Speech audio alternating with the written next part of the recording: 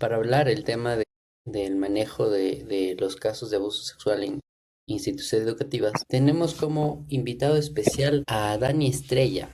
Él es un profesional que ya tiene dentro de su expertise más de 15 años de experiencia dentro del sistema educativo y 10 años como psicólogo del Departamento de Consejería Estudiantil. Ha tenido y tiene amplio conocimiento en el marco legal educativo y ha brindado asesoría a más de 80 instituciones fiscales, 156 instituciones particulares, a 6 instituciones municipales y a 2 instituciones fiscomisionales hasta la actualidad. Dani tiene mucha experiencia en el tema de manejo de estos casos. Y hoy queremos hablar sobre estos temas y les invitamos a todos quienes nos están viendo el día de hoy a que nos dejen sus preguntas aquí en el chat, que seguramente vayan a surgir de cómo debemos manejar, cuáles son sus principales interrogantes, que junto a Dani nos va a ayudar respondiendo algunos temas. Dani, bienvenido a un espacio más del podcast de la Red Ecuatoriana de Psicólogos.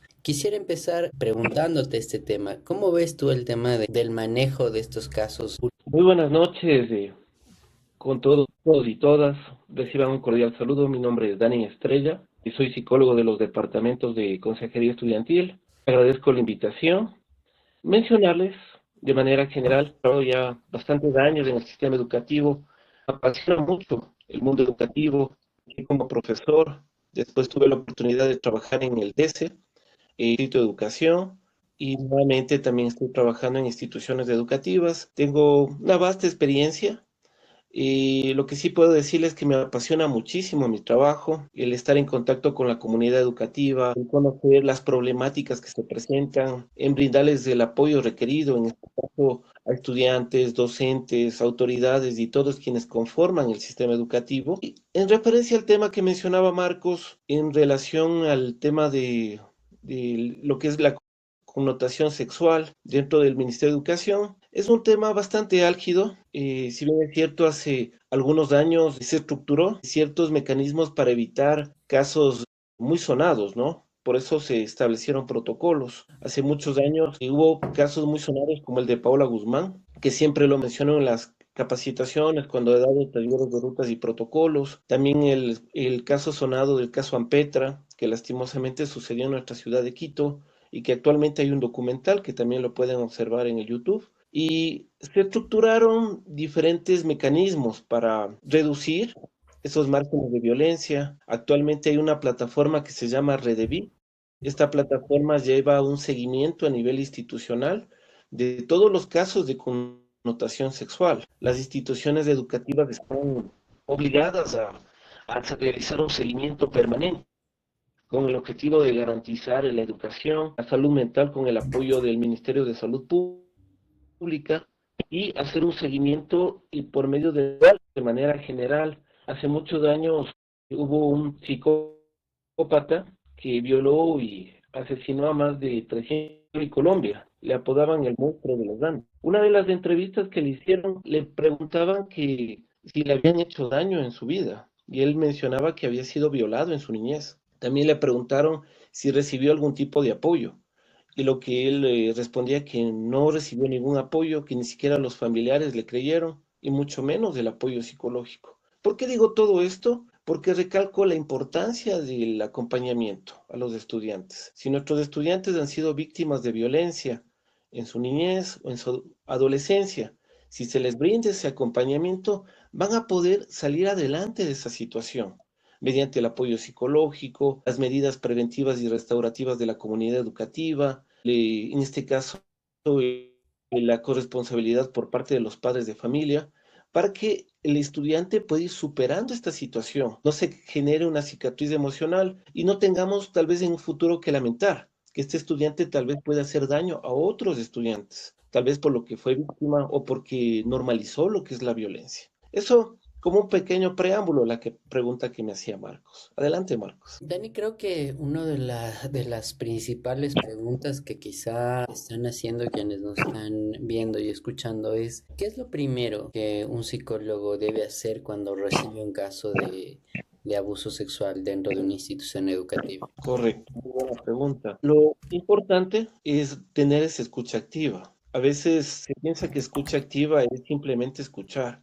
y no es así. La escucha activa maneja un concepto mucho más profundo. El hecho de escucharle a la persona, darle toda mi atención, no tal vez del momento que estoy hablando, tal vez yo estoy en el celular, o tal vez estoy haciendo otra cosa, o tener una escucha selectiva, porque como siempre lo digo, tal vez el estudiante se armó de mucho valor. Los niños son muy elocuentes, los niños generalmente se acercan donde los psicólogos del DESE para comentarles lo que les ha sucedido, lo que les ha pasado. A veces no nos imaginamos el valor que tuvo que tener un estudiante, un adolescente, y en muchos casos incluso tenemos jóvenes muy introvertidos para acercarse al departamento y poder expresarse. Y si no, yo no le doy la atención debida, eso va a dificultar obviamente brindarle ese apoyo. Pienso que es clave esa escucha activa, no invalidar sus emociones. Si tal vez en este caso el estudiante quiere llorar, le da iras, porque necesita ese espacio donde pueda expresarse.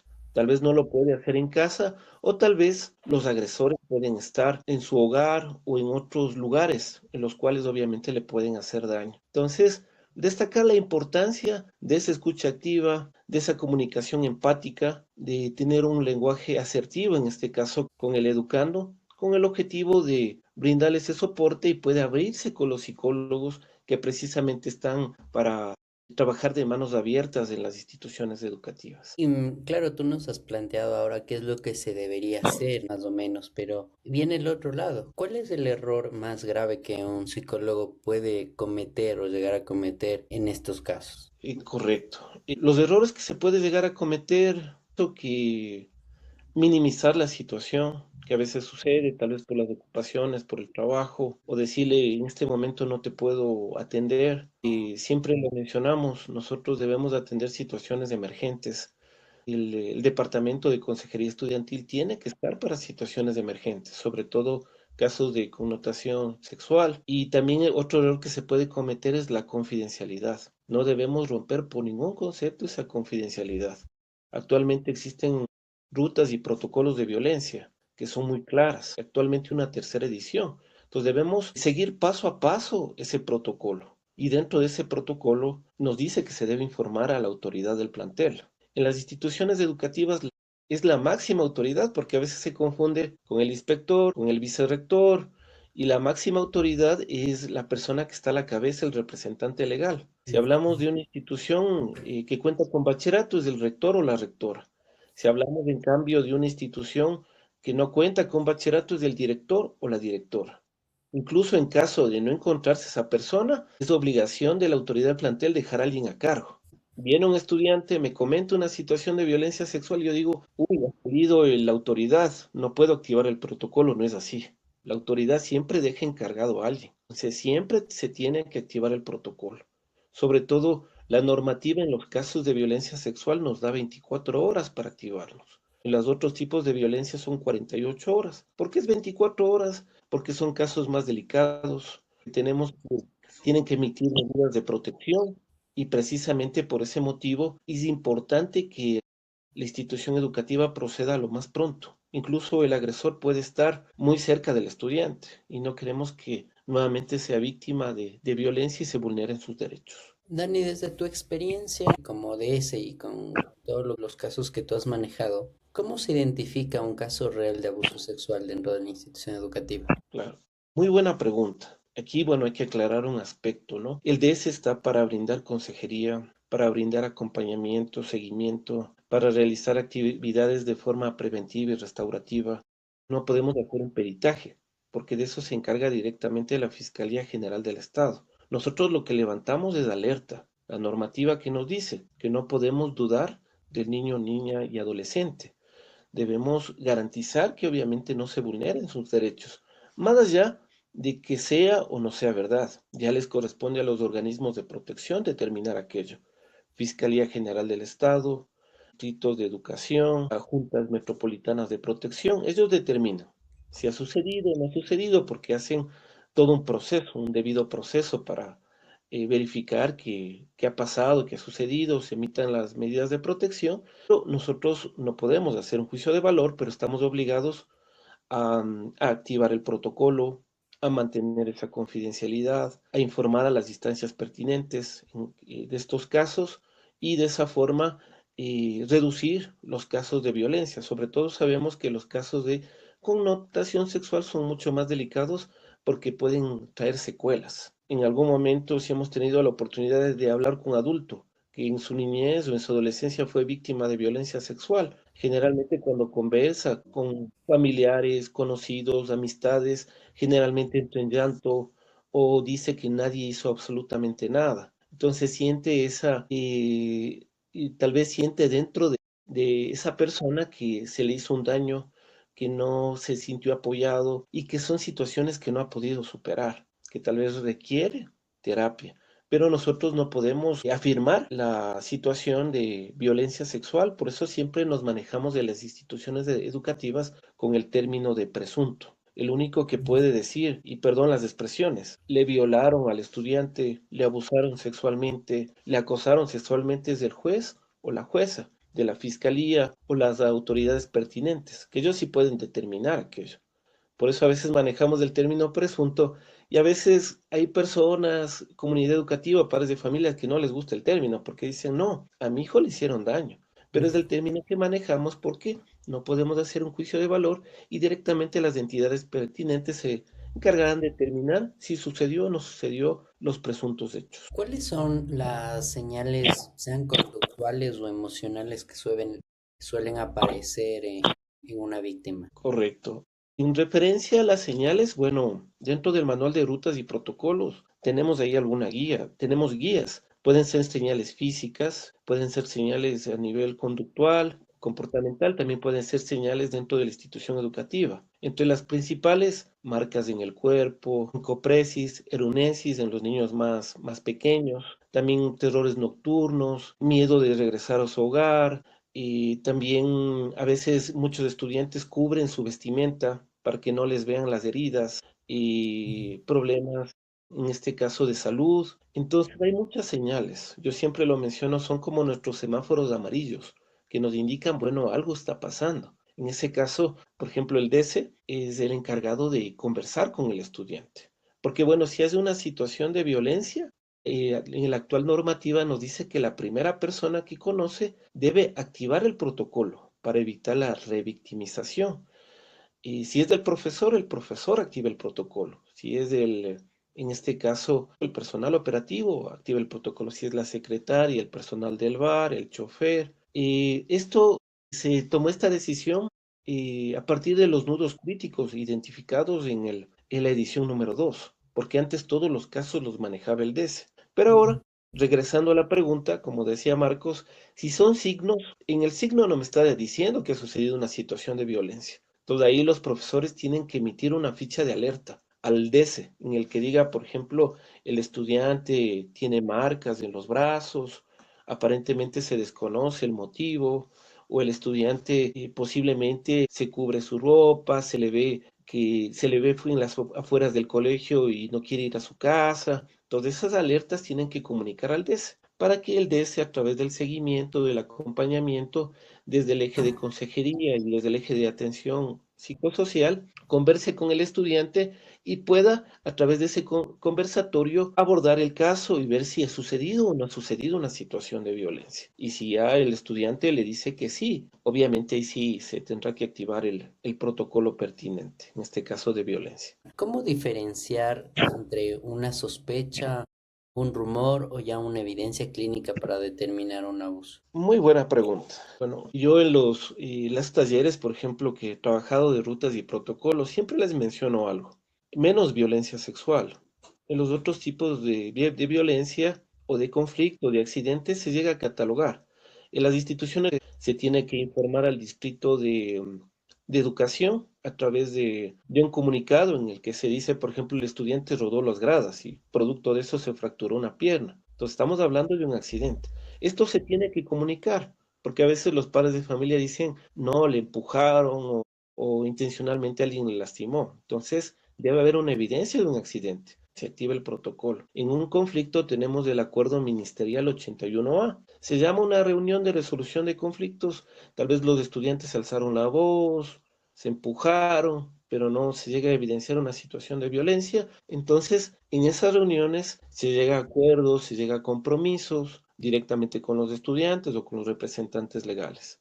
Y ya cuando es violencia, ahí sí se tiene que activar el protocolo. Se levanta un informe de reporte de hecho de violencia y se informa a la autoridad del plantel. En base a la pregunta que mencionaba Marcos, entonces llegan a catalogar accidente, conflicto o violencia. Tienen ahí tres canales la institución educativa para catalogar si es el uno, el otro o directamente violencia que se active el protocolo. Aquí hay que aclarar algo importante. En estos casos, nosotros no podemos hacerlo en base a un criterio personal.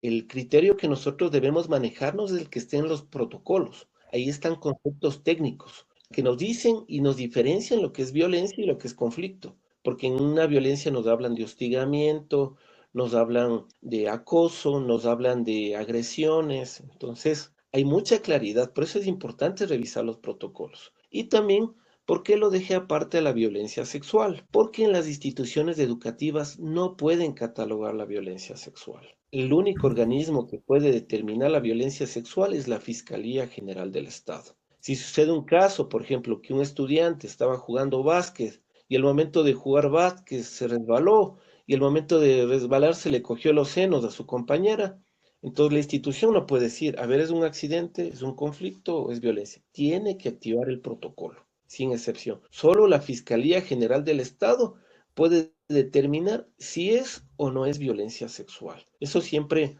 mencionamos. El objetivo de todo esto es trabajar con cero tolerancia, que no vuelvan a suceder casos de connotación sexual en los planteles educativos y saben las autoridades de los planteles que ellos por ningún concepto pueden llegar a catalogar una violencia sexual. Solo lo puede hacer la fiscalía. Toda situación de violencia sexual tiene que reportarse inmediatamente a la Fiscalía General del Estado, que es el organismo de protección. Quizá la mayoría de psicólogos que nos están viendo se preguntarán hasta dónde llega el rol del psicólogo y dónde empieza el ámbito legal del protocolo y las rutas y protocolos.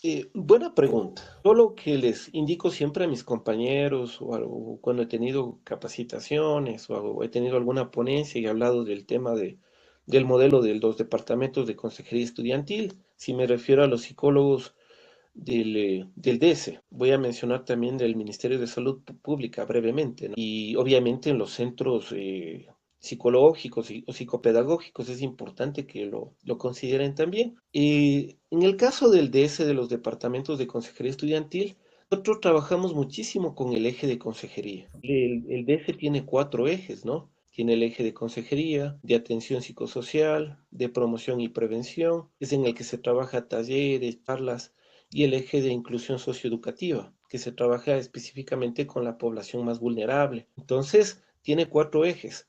¿Por qué digo todo esto? ¿Hasta dónde puede llegar el psicólogo? Yo pienso que el eje que nosotros generalmente en los departamentos de consejería estudiantil lo trabajamos en un porcentaje bastante alto, es el eje de promoción y prevención y el eje de consejería. Hay casos específicos para evitar la xenofobia o evitar situaciones de exclusión, que trabajamos con el eje de inclusión socioeducativa. Pero voy a mencionar un eje en particular, que es el eje de atención psicosocial. ¿Por qué menciono este eje? Porque cuando trabajamos bajo este eje, puedo decir que vamos un pasito más allá a través de este eje. Porque en este eje trabajamos de los casos de los estudiantes que han sido víctimas de violencia sexual, los casos de vulnerabilidad, los casos que han tenido alguna vulneración de derechos. A estos estudiantes les llamábamos al DS para el seguimiento, para ver cómo está en terapia, cómo está avanzando. Nos contactamos con los psicólogos externos y, y vemos cómo realizan los avances en el acompañamiento terapéutico externo. Vemos cómo está desenvolviéndose en la parte académica, si ha tenido dificultades dentro del entorno educativo o dificultades a nivel social con sus compañeros, compañeras. Entonces ya no solo es un eje de consejería, es un eje que nos permite involucrarnos un poquito más allá. Entonces, yo pienso que hasta ahí llegan las competencias del DESE. Ahora, si hablamos del Ministerio de Salud Pública, ellos tienen un código púrpura que el momento que están en terapia, si llegan a conocer un caso de violencia sexual, tienen que activar este código y tienen que poner en conocimiento de Fiscalía. Y dentro de los centros psicológicos o psicopedagógicos, siempre hay la sugerencia que se activen igual con Fiscalía, que no lo manejen de manera interna porque la situación se puede agudizar, así no tengan un protocolo o hay instituciones que están vinculadas con instituciones. Por ejemplo, hay instituciones educativas particulares que los estudiantes cuentan con un seguro privado y, por ejemplo, acuden a terapia a través del seguro privado. Entonces ahí tiene la obligación de, en este caso, la institución educativa, si cuenta con esa red de apoyo, que informen a la institución educativa las situaciones de violencia que pueden reportarse en base al terapeuta externo que está brindando ese apoyo a través de ese convenio con esta institución educativa particular, porque generalmente en las fiscales se trabaja con el Ministerio de Salud Pública y con el IES. Si hablamos en el ámbito de psicólogos, ¿no? Ahora creo que viene una de las preguntas más complejas de responder. ¿Cómo realizar una entrevista a la posible víctima sin llegar a la revictimizar? Correcto. Y muy buena pregunta, muy buena pregunta. Bueno, quisiera hacerlo con un ejemplo, que siempre lo hago cuando doy los talleres. Y principalmente yo menciono la edición 2 porque a veces hay cierto malestar o a veces se piensa que solo el Departamento de Consejería Estudiantil tiene que activar los protocolos. Hace muchos años, y les puedo decir un caso real, se presentó una situación de una estudiante X que había sido presuntamente violentada sexualmente por un tío. Estudiante llega a la institución educativa. A la institución educativa llega llorando y le cuenta a su mejor amiga lo que le había ocurrido. La mejor amiga, el momento de comentarle, se siente pero asustada y no sabe cómo ayudarle. Llega a su casa y habla con sus papás y le comenta lo que sucedió a su mejor amiga. Los papás viendo esa situación y tratando de ayudarle, van a la casa de la señorita y conversan con los papás y le cuentan lo que le sucedió. Los papás indignados dicen, bueno, y tenemos que hacer algo, pero tenían desconocimiento de cómo proceder. Acuden a la institución educativa. En la institución educativa, con la primera persona que se encuentran es con el conserje, en compañía de su hija. Le comentan la situación de violencia sexual. Y el conserje les dice, ¿saben qué? Hablen con la compañera que está en el patio central. Se acercan al patio central y se encuentran con la profesora de inglés. La profesora de inglés le comenta la situación de violencia sexual en compañía de su hija. La profesora de inglés le dice, ¿saben qué? Hablen con el profesor que está allá. El profesor, he visto que ha manejado algunos casos. Era el profesor de matemáticas. Le comentan en compañía de su hija la situación de violencia sexual. De allí, el profesor de matemáticas, ¿saben qué? Hablen con el profesor de educación física que está en el otro patio. Van donde el profesor de educación física. Le comentan la situación de violencia sexual. El profesor de educación física les dice, ¿saben qué? Hablen con el inspector general. Se acercan donde el inspector general le comenta la situación de violencia sexual. El inspector general les dice, ¿saben qué? Hablen con el profesor tutor. El profesor tutor, como maneja su curso, entonces él sabe cómo manejarse. Van donde el profesor tutor, le comentan la situación de violencia sexual y el profesor tutor conocía la edición 2. El profesor tutor les dice, bueno, diríjase al DESE, al Departamento de Consejería Estudiantil, van donde el DESE, van donde el psicólogo, psicóloga, le comentan la situación de violencia sexual, activa el protocolo y el DESE informa a la máxima autoridad del plantel, al rector o rectora. Siempre que pongo este ejemplo real que sucedió hace muchos años, les digo si se ha cometido un error. Y la respuesta me dicen, claro, se ha cometido. ¿Cómo no se va a cometer un error? ¿Cómo se van a enterar tantas personas? Y la respuesta que les doy siempre se sorprenden. Les digo, no se cometió ningún error. Porque la edición 2, la que había hace muchos años, decía que todos los casos los manejaba sin excepción el DESE. Lo que no se había dado cuenta el Ministerio de Educación en el momento de realizarlo es que la edición 3, la edición actual, que salió en el año 2020, justo en el año de pandemia, corrige ese nudo crítico. Ahora, la primera persona es la que tiene que activar el protocolo. Por eso, con este ejemplo quería responder a la pregunta que mencionaba Marc. Entonces, el actuar protocolo evita la revictimización. Y el estudiante le cuenta al chofer del transporte, el chofer del transporte tiene que activar el protocolo, informarle a la autoridad. Y el personal del bar tiene que activar el protocolo, informar a la autoridad. Con eso estamos evitando la revictimización. Si es del docente de matemáticas, primera persona funcionario de la institución educativa que tiene que informar a la autoridad, o si es de alguna red de apoyo que conoció el caso, tiene que informar en este caso a la autoridad del plantel. Por eso quería poner este ejemplo. He visto capacitaciones que lo hacen muchas redes de apoyo y veo que mencionan todavía que todos los casos vayan al DS y no toman en cuenta que están cometiendo el error de la edición 2. Se puede caer en una revictimización si llega al DC porque antes tal vez se enteraron muchas otras personas, ¿no? ¿Cómo se lo debe abordar? Primero, si yo soy la primera persona que me comunica, no estoy revictimizando, porque yo soy quien tiene que activar el protocolo. Actualmente en la edición 3 ya no manejamos mucho el término de entrevista, sino manejamos el conversatorio, porque todo lo que me comenta el estudiante debe ser de manera espontánea, lo que me cuenta, lo que le sucedió. Por eso en los informes de reporte se coloca entre comillas y letra cursiva lo que dijo el estudiante. Claro que deben ser informes claros, porque llevan a fiscalía, a distrito, revisan abogados y debe haber claridad. Por eso la autoridad del plantel debe revisar estos informes que debe existir esa claridad. Por eso si lo levantó el conserje, le levantó el chofer, tal vez no tiene mucho conocimiento, debe revisar para que ese informe cuando llegue a las distancias pertinentes existe esa claridad. Y allí, para finalizar la pregunta, que obviamente es una pregunta como lo decía Marcos, hay que manejarle con mucha atención, entender lo que es la revictimización, que es el hecho de que yo vuelvo a preguntar cosas que a alguien le puede afectar. Si a mí, en mi caso, o a alguna otra persona ha fallecido un familiar y alguien le dice, ¿y qué le pasó? ¿Y qué le sucedió? Y a mí eso me afecta. Si me preguntan dos, tres, cuatro, cinco, seis, siete personas, me va a afectar. Le estoy revictimizando. Y eso es lo que se quiere evitar. Se lo está haciendo a través del Ministerio de Educación. Siempre hay aspectos que hay que socializar, sensibilizar, hay que mejorar dentro de todo esto.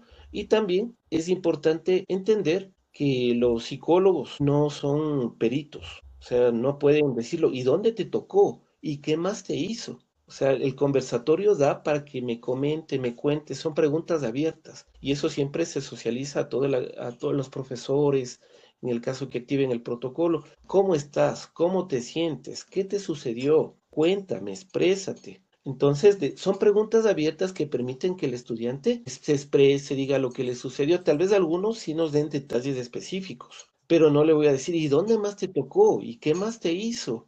Y ese tipo de preguntas debemos evitarlas. Por eso incluso en el manual de rutas y protocolos nos proponen qué preguntas abiertas podemos realizar en este caso a los estudiantes para evitar lo que mencionaba en este caso Marcos, la optimización y que tal vez lleguemos a indagar o un peritaje por medio del cual el estudiante no se sienta cómodo con nuestro tipo de preguntas y que no nos corresponde a nosotros. Y harán los exámenes médicos legales, en este caso, la Fiscalía General del Estado. Creo que el trabajo del DS es súper complicado cuando se enfrenta a estos casos, pero digamos hemos visto ya el tema del DS o de la institución y quisiera pasar al otro lado, especialmente para identificar cuáles son los errores más comunes que podría cometer un padre de familia cuando se enfrenta a estos casos, por ejemplo. También nos ha sucedido en muchos casos que también llega a tener un espíritu de cuerpo, en este caso la madre de familia, que a veces por respaldarle a su pareja,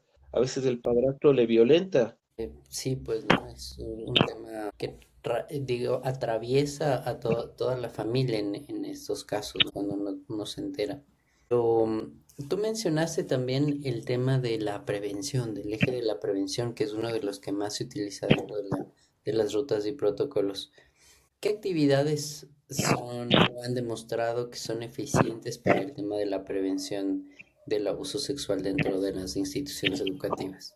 En referencia a lo que es prevención, se trabaja actualmente con la caja de herramientas de los departamentos de consejería estudiantil. Allí están los talleres, las charlas, temas en los que se puede prevenir las situaciones que han ocurrido, brindando ese soporte, en este caso a la comunidad educativa, especialmente trabajando con la población estudiantil, no solamente el DECE, sino apoyándose en las redes de apoyo interinstitucional, que hay muchos organismos que nos ayudan con estas charlas, con estos talleres. El mismo Ministerio de Salud Pública, que tiene un acuerdo interministerial que es el MAICE. A través de ese acuerdo puede coordinar acciones, no solamente con las instituciones a nivel particular, sino fiscal y municipal. También se está trabajando actualmente desde el enfoque restaurativo. Actualmente se hace planes de acompañamiento. Y cuando sucede una situación de violencia, es obligación del DS hacer un plan de acompañamiento, por medio del cual se detalla todas las actividades que se va a trabajar con el estudiante en el transcurso del año escolar,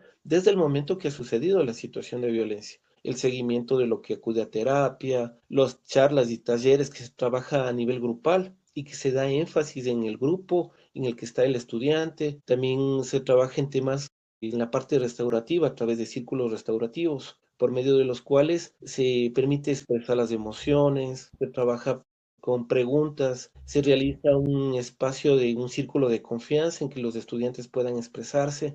Entonces, existen algunas herramientas a nivel desde el eje preventivo y de promoción con las cuales se puede trabajar con las instituciones educativas con el objetivo de reducir los niveles de violencia, de brindarles acompañamiento en el caso de los estudiantes que presuntamente han sido violentados y de esa forma motivar una convivencia armónica dentro de los planteles educativos, buscar estrategias efectivas para que obviamente se pueda emitir en este caso las actividades pertinentes para que los estudiantes no vuelvan a sufrir alguna situación de violencia y también sensibilicen sobre las situaciones que han ocurrido.